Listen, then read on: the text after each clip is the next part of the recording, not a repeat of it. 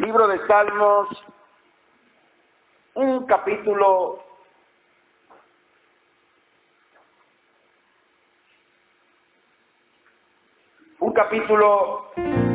que creo lo sabemos de memoria y por eso lo escogí, o el Señor puso en mi corazón a compartir con todos ustedes hoy. Y es un clásico de la cristiandad. Libro de los Salmos, capítulo 23. Libro de los Salmos, capítulo 23. Voy a leerlo en dos versiones. La Biblia de las Américas y la versión traducción en lenguaje actual. En la Biblia de las Américas, del Salmo 23, dice así: El Señor es mi pastor, nada me faltará. En lugares de verdes pastos me hace descansar. Junto a aguas de reposo me conduce. Él restaurará mi alma. Me guía por senderos de justicia por amor de su nombre. Aunque pase por el valle de sombra de muerte, no temeré mal alguno, porque tú estás conmigo. Tu vara y tu cayado me infunden aliento. Tú preparas mesa delante de mí en presencia de mis enemigos. Has ungido mi cabeza con aceite. Mi copa está rebosando. Ciertamente el bien y la misericordia me seguirán todos los días de mi vida. Y en la casa del Señor moraré por largos días. La traducción al lenguaje lenguaje actual, dice así: Tú, Dios mío, eres mi pastor. Contigo nada me falta. Me haces descansar en verdes pastos, y para calmar mi sed me llevas a tranquilas aguas.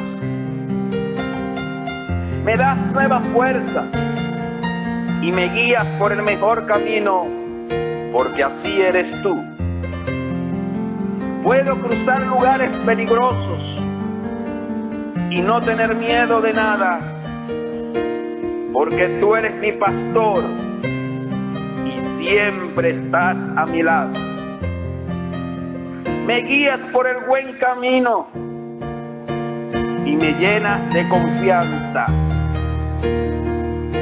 Aunque se enojen mis enemigos, tú me ofreces un banquete y me llenas de felicidad. Me das un trato especial. Estoy completamente seguro de que tu bondad y tu amor me acompañarán mientras yo viva, y de que para siempre viviré donde tú vives. Qué tremenda es la palabra de Dios. Este refrescante salmo pastoral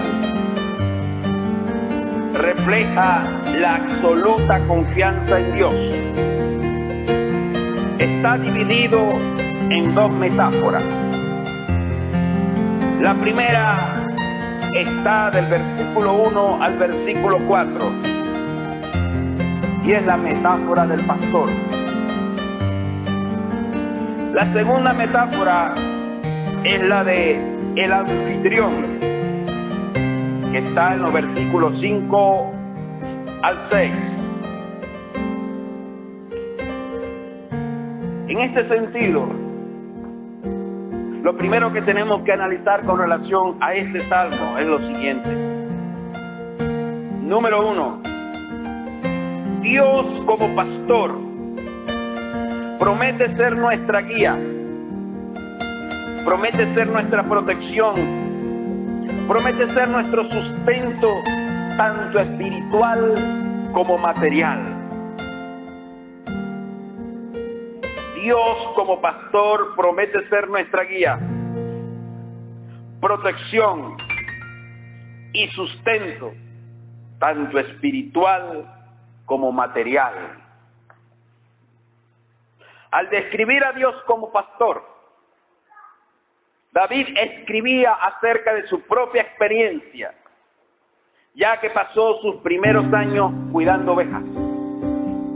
Y él sabía, cuando definía a Dios como pastor, lo que estaba describiendo. Las ovejas dependen completamente de su pastor en cuanto a 3 cosas: alimentación, guía y protección. Las ovejas dependen completamente de su pastor en cuanto a alimentación, guía y protección. Y cuando Dios o David compara a Dios como pastor, está reconociendo en Dios: tú eres mi alimento, tú eres mi guía, tú eres mi protección. El Nuevo Testamento, como le conocemos, llama a Jesús, a Jesucristo, el buen pastor. Juan capítulo 10, versículo 11. En el Nuevo Testamento encontramos la referencia de que a Jesucristo se le conoce como el buen pastor. Juan capítulo 10, versículo 11. También a Jesucristo se lo define en el Nuevo Testamento como el gran pastor. Hebreos capítulo 13, versículo 20. Y a Jesucristo también se le define como el príncipe de los pastores. Primera de Pedro capítulo 5, versículo 4. Con estas 3 cualidades: buen pastor, gran pastor y príncipe de los pastores. Cuando yo miro a Jesucristo, tengo entonces plena confianza y certeza de que Él es mi alimento, de que Él es mi guía, de que Él es mi protección. Y cuando como creyentes nosotros nos enfocamos en esta visión de mirar a Jesucristo como el buen pastor, el gran pastor y el príncipe de los pastores, la conclusión a la que podemos llegar es esto: nada nos faltará, porque en Él hay toda provisión de bien para mi vida, tanto espiritual como material. Él es el gran pastor, Él es el príncipe de los pastores, Él es el buen pastor. Y si yo tengo esta relación personal con Él, tendré entonces alimento, guía y protección.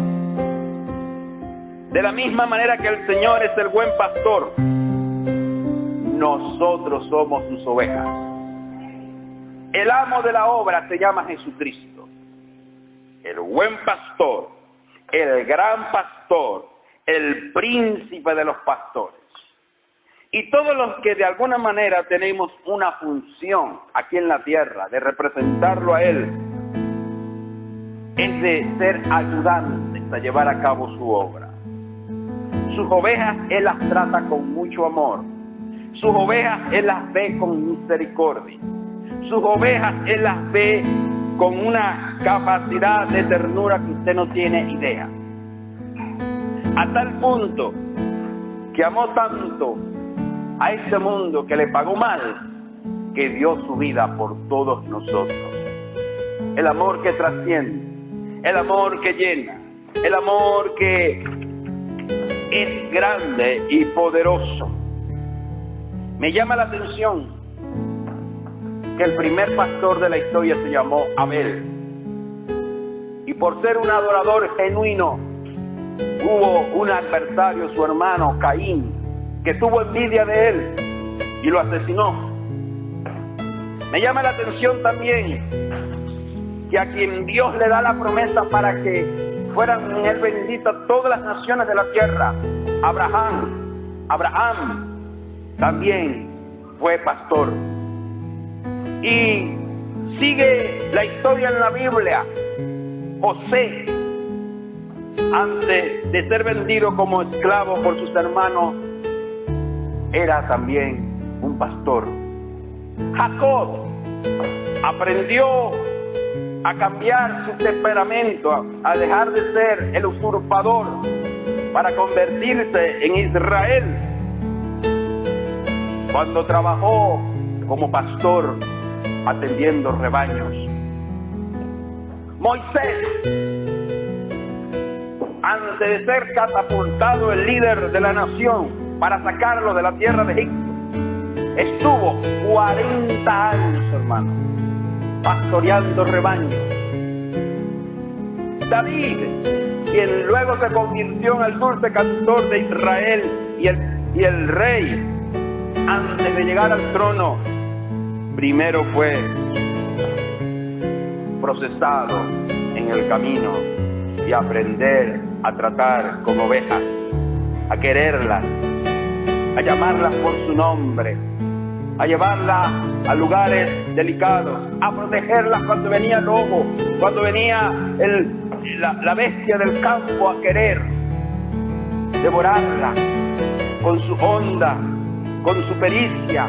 Dice en su experiencia que enfrentó osos, enfrentó animales fieros del campo para proteger a sus ovejas. Y es tanto el hincapié que se hace en la figura pastoral en la Biblia. Y hay parábolas, como la parábola de la oveja perdida, y cómo el pastor deja el rebaño para buscar la que se había perdido, la que estaba extraviada.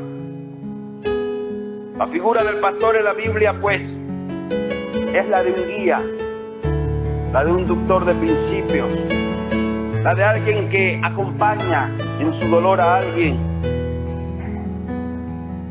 que come con la gente, piensa como la gente, siente lo que la gente siente. El pastor que conoce su rebaño y llama a sus ovejas por nombre. Cuando dice el Salmo 23 que nada va a faltar a quien tenga a Cristo como pastor, significa que hay la garantía de, en medio del fracaso, en medio de la escasez, Dios va a ser fuente de inspiración, fuente de alegría, fuente de un nuevo comienzo, fuente de una alternativa de vida. En Mateo 9:35, el Señor Jesucristo tuvo una experiencia que me habla del carácter tierno que debe tener el que cumple la función pastoral. Y cuando hablo de este tema, me refiero a ti que eres madre, me refiero a ti que eres padre, me refiero a ti que eres y tienes alguna función en la vida, en la sociedad, y con el perfil de cuidar, de alimentar, de proteger a los otros. Tu sentimiento de amor siempre va a ser el del cariño y el respeto, de abnegación, de sacrificio por los tuyos. Me dirijo también a ti, que a lo mejor cumple funciones de cuidar a personas de la tercera edad. Cuando tratas con estas personas, estás cuidando, estás alimentando, estás protegiendo, estás mostrando misericordia, estás mostrando ternura, estás mostrando, aunque tienes un problema, aunque tienes una necesidad, yo te puedo ayudar en este momento. Se cumple esa función pastoral. Se cumple la función pastoral cuando sabemos de alguien que sufre y le abrimos el corazón para ayudarle, sostenerle, animarle, fortalecerle. Es decir, no se remite esto simplemente a la diligencia, sino a la vida práctica de lo que podemos hacer cuando, como creyentes, somos un rebaño y tenemos un pastor que es nuestro Señor Jesucristo. Mire cómo dice Mateo 9:35. Jesús recorría todos los pueblos y las ciudades. Enseñaba en las sinagogas. Anunciaba las buenas noticias del reino de Dios y sanaba a la gente que sufría de dolores y de enfermedades. Y al ver la gran cantidad de gente que lo seguía, ¿qué sintió el Señor Jesús? Dice acá el texto que sintió mucha compasión. ¿Por qué sintió mucha compasión al Señor Jesús? Porque vio que era gente confundida, que no tenía quien la defendiera. Parecían un rebaño de ovejas sin pastor, a lo cual el Señor entonces planteó lo siguiente. Jesús les dijo a sus discípulos: son muchos los que necesitan entrar en el reino de Dios, pero son muy pocos los discípulos para anunciarles las buenas noticias. Por eso, pídanle a Dios que envíe más discípulos para que compartan las buenas noticias con toda esta gente. ¿Cuál es la demanda de Dios? La oración de Dios. Que levante nuevos obreros, que tengan este sentir, esta compasión, esta pasión por el que sufre, esta pasión por el que está quebrantado, el que está enfermo, el que está dolido, el que está excluido, el que está mal. Cuando haya el sentir en nuestro corazón de esta pasión profunda, hay un verdadero avivamiento, hay una verdadera restauración, hay un verdadero camino hacia lo que es la verdad.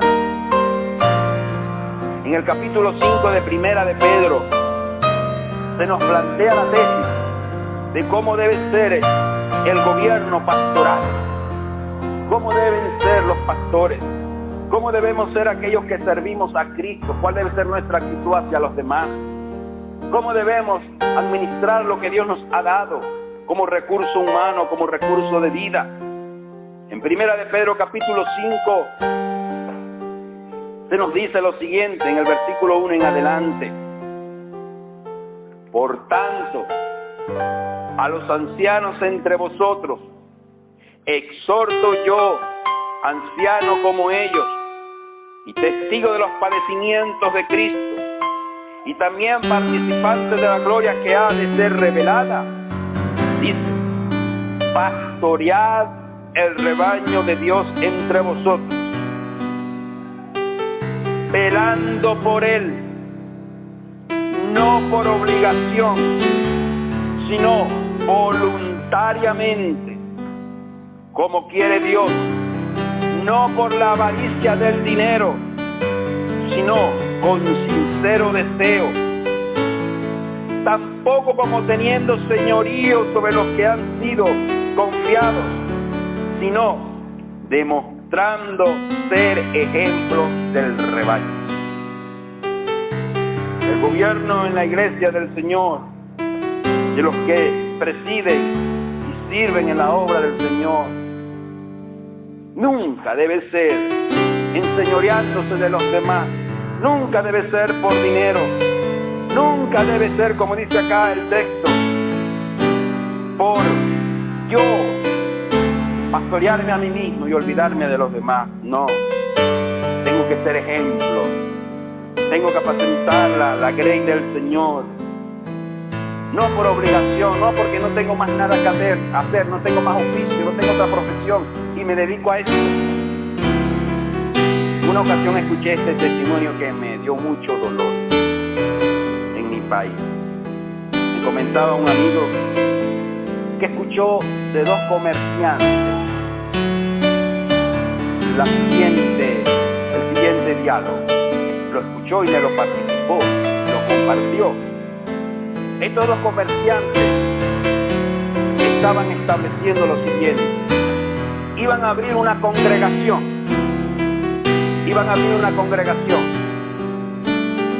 para ellos ser los pastores, porque era más rentable abrir una iglesia que el negocio que tenían.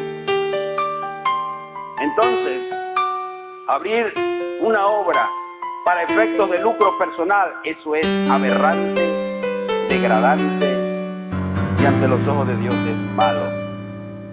Que alguien diga, voy a abrir una congregación para tener ingresos, eso es algo diabólico, eso no es bíblico. Las iglesias se abren para hacer, o las congregaciones se abren para hacer un hospital, un lugar donde se pueda sanar al herido, no para el interés y el lucro personal, no para el interés de mi propio bolsillo, no, es para servir, es para prestar un servicio social, es para ayudar y atender a aquellos que sufren y padecen en el mundo. El verdadero servicio pastoral es aquel de entrega, de amor, de respeto, donde uno tiene que ser ejemplo, donde uno tiene que ser llamado a ser pues salvaguardar los principios éticos cristianos. En el capítulo 34 del libro de Ezequiel hay una admonición fuerte, una admonición que me llama a mí, y cuando yo comencé en este trabajo, un amigo, un hermano, después que nos ungieron como pastores, me dio esta receta. Yo la he albergado siempre en mi corazón. Y agradezco a ese hombre que una vez me dio esta porción de la Biblia, porque ha sido lo que me lleva siempre a evaluar qué estoy haciendo, cómo estoy llevando lo que estoy haciendo. Dios, dirigiéndose a su pueblo Israel en la época cuando Ezequiel vivía, le hace una demanda a los dirigentes, y la demanda es esta. Ezequiel capítulo 34 versículo 2: Hijo de hombre, profetiza contra los pastores de Israel, profetiza y di a los pastores, así dice el Señor Dios: ay de los pastores de Israel que se apacientan a sí mismos. ¿No deben los pastores apacentar el rebaño? Coméis la grosura, os habéis vestido con la lana, degolláis la oveja engordada, pero no apacentáis el rebaño. Las débiles no habéis fortalecido, la enferma no habéis curado, la perniquebrada no habéis vendado, la descarriada no habéis hecho volver, la perdida no habéis buscado, sino que las habéis dominado con dureza y con severidad. Y han sido dispersadas por falta de pastor, y se han convertido en alimento para toda fiera del campo. Se han dispersado. Y dice Dios: mis ovejas andaban errantes por todos los montes y por todo collado alto. Mis ovejas han sido dispersadas por toda la faz de la tierra, sin haber quien las busque ni pregunte por ellas. Por tanto, pastores, oíd palabra del Señor. Vivo yo, declara el Señor Dios, ya que mi rebaño se ha convertido en presa, que incluso mi rebaño se ha convertido en alimento para todas las fieras del campo por falta de pastor, que mis pastores no han buscado mis ovejas, sino que los pastores se han apacentado a sí mismos y no han apacentado mi rebaño. Él se compromete a buscarla y restaurar. En la grey del Señor nos vamos a encontrar con varios tipos de temperamentos, personas que la Biblia las califica como ovejas. Y me gusta este relato porque me habla de las débiles. me habla de la enferma, me habla de la perniquebrada, me habla de la descarriada. Y estas son las 4 características de las ovejas en el rebaño del Señor. El creyente que es débil, el creyente que está enfermo, el creyente que está perniquebrado, el creyente que anda descarriado. ¿Qué hay que hacer con el que está débil? Fortalecerlo. ¿Qué hay que hacer con el que está enfermo? Curarlo. ¿Qué hay que hacer con el que está perniquebrado? Vendarlo. ¿Qué hay que hacer con el que está descarriado? Volverlo a buscar y traer al rebaño. Es un trabajo arduo, es un trabajo de dedicación, es un trabajo de entrega. Por eso, cuando acá la Biblia nos dice que el Señor es nuestro pastor y nada nos va a faltar, está hablando que Él se presenta como nuestra guía, como nuestro alimento, como nuestro sustento. En los versículos 2 y 3 de este Salmo 23, lo segundo que debemos analizar es lo siguiente: Dios, el pastor que nos restaura. El primer punto que les toqué: Dios como pastor promete ser nuestra guía, protección y sustento, tanto espiritual como material. Ahora, en los versículos 2 y 3, se nos presenta a Dios, el pastor que nos restaura. Cuando permitimos que Dios nuestro pastor nos guíe, tenemos contentamiento. Cuando decidimos pecar, sin embargo, estamos decidiendo ir por nuestro propio camino y no podemos culpar a Dios por el entorno que nosotros mismos hemos creado. Nuestro pastor conoce los delicados pastos y las aguas de reposo, que es lo único que nos puede restaurar. Si en este momento te encuentras como que caído, sin fe y sin esperanza, Dios en su palabra te promete en estos 2 versículos lugares de delicados pastos y aguas de reposo. ¿Para qué los lugares de delicados pastos? Para hacerte descansar. ¿Para qué el agua de reposo? Para Él pastorearte, para Él guiarte, para Él sostenerte. ¿Cuál es la consecuencia de yo ser restaurado por la mano de Dios? Versículo 3. Confortará mi alma, me guiará por senda de justicia, por amor de su nombre. El beneficio es que Él me va a confortar, que Él me va a guiar, que su justicia me va a fortalecer. Y cuando nos encontremos en diversas situaciones de problema, de crisis, de soledad, el punto número 3 es este: Dios, el pastor que nos consuela. Hemos hablado del Dios, de Dios como pastor que guía, que alimenta. Hemos hablado del Dios que nos restaura.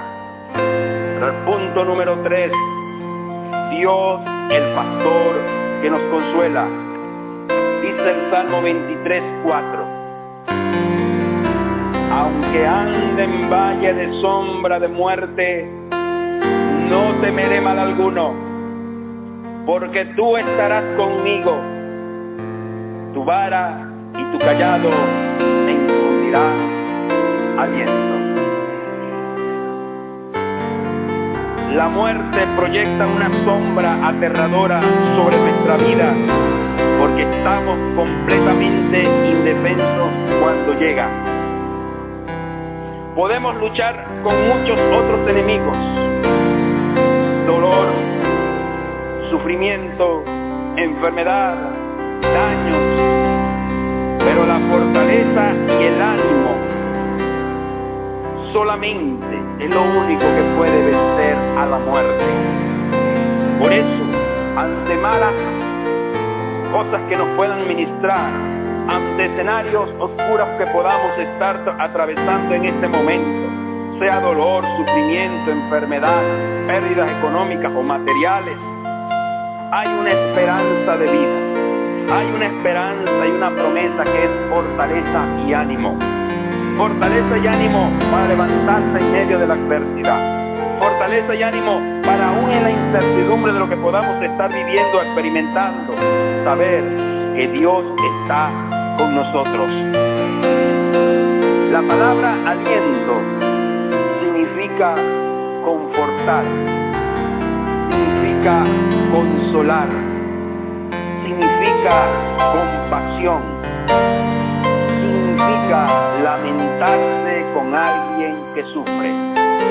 Entonces, cuando hablamos de aliento, estamos hablando de confortar, estamos hablando de consolar, estamos hablando de extender compasión, estamos hablando de lamentarse con alguien que sufre. En este sentido, Dios nos alienta y Dios nos da fortaleza a través de dos medios, hermanos, que aparecen en el versículo 4. Dice, tu vara y tu callado me infundirán aliento. ¿Qué era la vara? ¿Para qué usaba el pastor la vara? Mire, cuando la ovejita estaba por ahí medio, usted sabe, que no hacía caso, que quería desviarse, se separaba del rebaño, el pastor usaba la vara. Y la vara era como un palo largo que se le daba a la oveja para que pues se quedara tranquilita. Y muchas veces por ahí tiene que venir la vara de Dios, porque andamos muy tercos, andamos muy desobedientes, andamos muy obstinados. Entonces, ¿qué pasa? A veces viene la vara y nos da duro Dios para ver si cogemos mínimo. Para eso sirve la vara, no para destruir, sino para corregir, para llamar la atención, para exhortar. Hey, por aquí no es. Y viene la vara de Dios. Pero también el pastor tenía otra herramienta que aquí nos las describe: el collado. El callado. Tu vara y tu callado me infundirán aliento. El callado era otra vara, pero que tenía una especie de media luna. ¿No ves? Una media luna al final de la vara. Cuando la oveja se extraviaba y caía en apriscos, quedaba enredada en abismos profundos, el pastor entonces usaba la vara y agarraba la cabecita con cuidado de la oveja y la sacaba de ese mar profundo o abismo en que estaba. De la misma manera, cuando por ciertas circunstancias nos desviamos del camino o caemos en un hoyo que no hallamos cómo salir, Dios brinda el callado, salvación, la oportunidad de volver a salir, de seguir adelante, de que a pesar de que pues caí en el hueco, caí en el abismo, Dios me tira su callado y me saca de ese abismo de oscuridad, me salva la vida.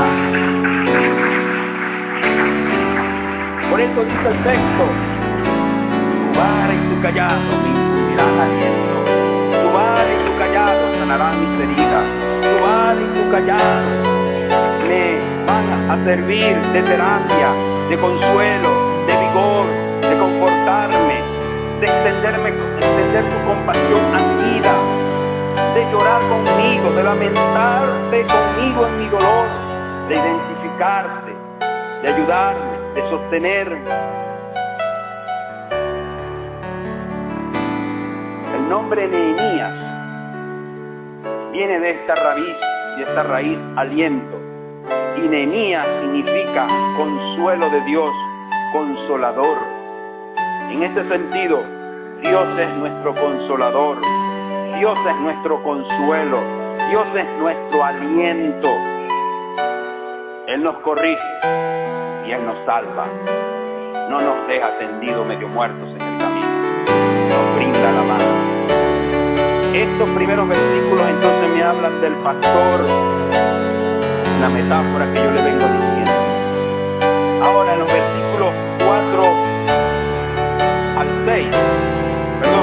5 al 6 viene la metáfora del hospedador, del que da abrigo, del que da aliento.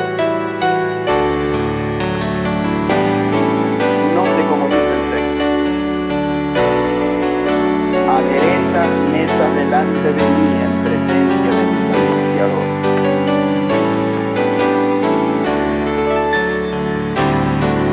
Unge mi cabeza con aceite, mi copa está rebosando.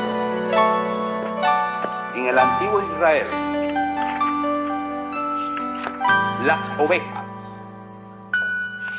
eran atacadas por unos elementos de la naturaleza que las volvían locas. Unos gusanos que se les introducían por las orejas y las volvían locas. Esos gusanos también se convertían muchas veces en moscas, insectos incómodos que se introducían dentro de la oveja. ¿Qué hacía el pastor para que esos elementos no atormentaran a la oveja y se volviera loca o estuviera mala o enferma? La ungían con aceite. Y ese aceite fresco espantaba esos gusanos, esas moscas, y la oveja andaba tranquila. Cuando Dios se compromete a ser nuestro guía, nuestro alimento, nuestro sustento, nuestro consuelo, también se compromete a espantar las moscas que circunden nuestra existencia o quieran contaminar nuestra vida. Y eso es importante, hermanos, que volamos bien para el Señor y que cualquier cosa que quiera crearnos miedo o temor, en el nombre de Jesús y a través de la unción del Espíritu Santo podamos romper toda ligadura de opresión, creerle a Dios.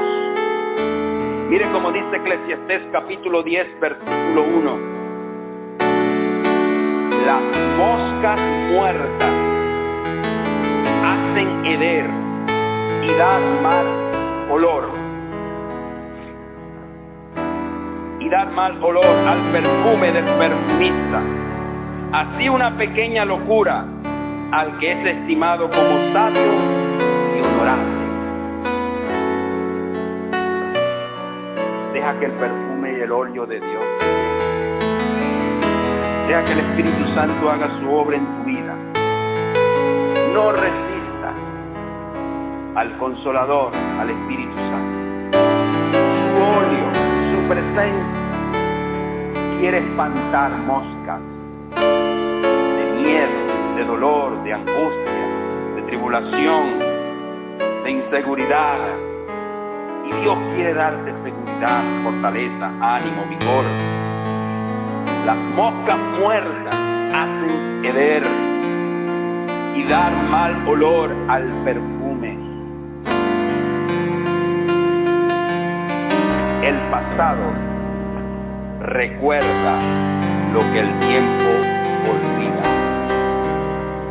El pasado recuerda lo que el tiempo olvida. Vivimos en el recuerdo de lo que hicimos hace 10, 15 años atrás, o pecados pasados. Eso será siempre como moscas que no deja percibir el olor de la fragancia de Cristo, ¿no? Queremos andar en el cristianismo, queremos caminar con el Señor, pero no espantamos este mosquero que nos está rodeando siempre y está atormentando nuestra existencia. ¿No quieres tener más moscas en tu vida? Dile a Dios que te vacíe con un aceite de su presencia, que te llene con aroma nuevo, que te dé nuevo aliento, que te dé nuevo vigor, que haga un cambio grande en tu vida, en tu existencia. Que nadie ni nada te acuse ni te condene, porque está escrito que ninguna condenación hay para los que están en Cristo Jesús. De modo que si alguno está en Cristo, nueva criatura es. Las cosas viejas pasaron, he aquí todas son hechas nuevas. No voy a oler a mosco o a mosca, hoy de acá mosca de derrota, de fracaso, de ruina, de miseria. No, hermano, yo voy a espantar todos esos, ¿cómo se llama? Insectos de recuerdo malo de mi existencia. Y ahora me voy a poner la mejor ropa, ahora me voy a echar el mejor perfume de la gloria de Dios sobre mi vida. Voy a oler a ungüento nuevo, voy a oler a una fragancia de esperanza, una fragancia de amor, una fragancia de un nuevo amanecer, de un nuevo crecer, de un nuevo presente. El recuerdo oscuro de mi pasado, que se quede atrás esta novela. Estoy escribiendo una nueva historia, estoy pasando la página y le estoy diciendo a mi pasado: hoy Dios está levantando un ungido, una ungida, a un nuevo hombre, a una nueva mujer, con nueva mentalidad, con nueva actitud, renovado en una esperanza, renovado en una visión, renovado en un llamado, renovado en la fe del Hijo de Dios. ¿Qué vas a hacer con las moscas, con los moscos? No dejes que albergue nada de ti. Échate el aceite de la unción de Dios. Échate el aceite de la renovación, de la búsqueda, de la consolidación.